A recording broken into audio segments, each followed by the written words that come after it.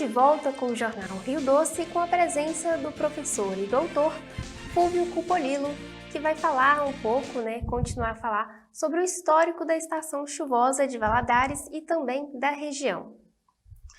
Então, Luana, se você pegar um histórico do mês de outubro, né? É bom lembrar que a estação chuvosa ela é de outubro a março e a estação seca é abril e setembro. Quem é da climatologia, como da nossa área, a gente não preocupa-se com primavera, verão, outono e inverno, porque nos trópicos, na realidade, só tem duas estações bem definidas. Ou ela é chuvosa ou ela é seca. A chuvosa de outubro a março, a seca de abril a setembro. Então, se nós pegarmos um histórico do mês de outubro, né? Quando eu falo de outubro a março, eu estou falando final de um ano e início de outro. Né? Então, por exemplo, o período 2019 a 2020, né? A estação chuvosa, 2019-2020, nós tivemos aí 81,2 milímetros de chuva, enquanto a média climatológica de outubro era 79,8. Então, choveu acima da média. Quando foi na estação de 2020 para 2021, no mês de outubro, teve chuva de 91 milímetros, enquanto as normais 69,8. 2021 e 2022 foi responsável pela enchente que nós tivemos, né? Teve chuva de 102,8 milímetros e as normais 69,8. E este ano, que é a estação de 2022 para 2023, mês de outubro, choveu 51,8 milímetros e as normais 69,8. Então, este ano, desses últimos 4 anos, outubro, este ano a chuva foi abaixo da média climatológica. Quando a gente vai para novembro, fica um negócio preocupante, porque 2019 e 2020 choveu 209 milímetros, 209,2 milímetros no mês de novembro de 2019 a 2020. E as normais representadas são 70,4, então choveu bem acima da média. 2020 e 2021 choveu 110,6 milímetros, mais uma vez acima da média, que é 70,4. Agora, 2021 e 22, para 22, houve uma chuva de 297, quase 300 milímetros, e as normais 70,4 milímetros. E este ano, também no mês de novembro, choveu acima da média, choveu 186,8 milímetros, com as normais 70,4. Então, nos parece que há uma tendência, isso para governador Valadares, de chover acima da média na bacia do Rio Doce, apesar que a previsão climática demonstrar que na nossa região as chuvas poderão estar dentro da média, mas pode ocorrer uma situação de aumento. Ok? Bom, esse é o histórico das chuvas. Nós não podemos falar ainda sobre nem dezembro, nem janeiro, nem fevereiro, porque esses meses ainda não terminaram, né? Só quando eles terminarem nós vamos inserir os dados.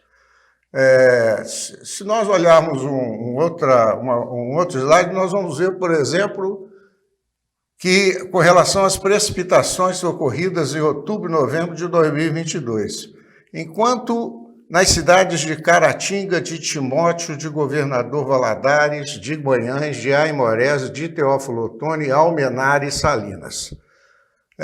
O que aconteceu nessas cidades? Nós entramos no segundo mês da estação chuvosa e, portanto, as cotas de chuva foram muito altas, com exceção de Guanhães, de Aimorés e Almenara, que ficaram um pouco acima da média. As outras, Caratinga, Timóteo, Governador Valadares, Teófilo Otoni e Salinas, ficaram bem altas. Então, Caratinga, por exemplo, choveu 350 milímetros no mês de novembro. Né? Em Timóteo, choveu um pouquinho mais, 380. Teófilo Otoni, por exemplo, choveu 450 milímetros. Foi a tragédia que aconteceu com a cidade, todo mundo viu aí. né, na televisão o que estava acontecendo. E em Salinas choveu mais ainda, chegou a 500 milímetros. Né? Então, essa estação chuvosa, se continuar nessa tendência, está bem promissora, né, a ter chuvas mais intensas. Né?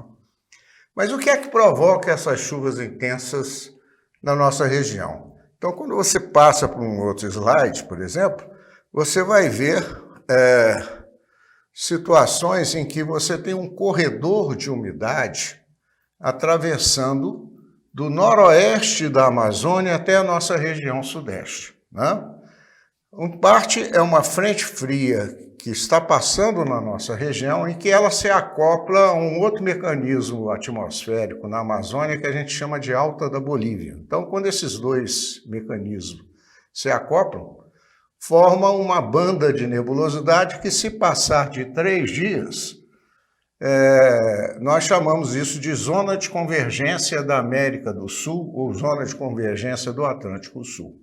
Ou seja, essa banda de nebulosidade que vai do noroeste da Amazônia até o sudeste, passando em cima de Minas Gerais, ela pode ficar 3 dias, 10 dias, 15 dias, 20 dias e chovendo.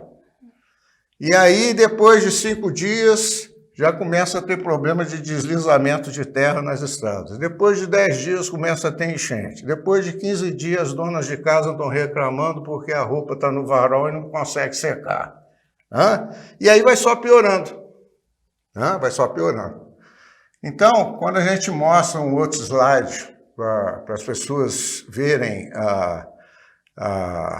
o movimento desse mecanismo atmosférico, onde você tem essas manchas vermelhas, por exemplo, representam tempestades mais fortes, chuvas mais violentas. Né? E a tendência de estar indo para o norte, né? Até elas se desfazerem. Ok? Essas são imagens que são tendenciosas, né? Elas são imagens que mostram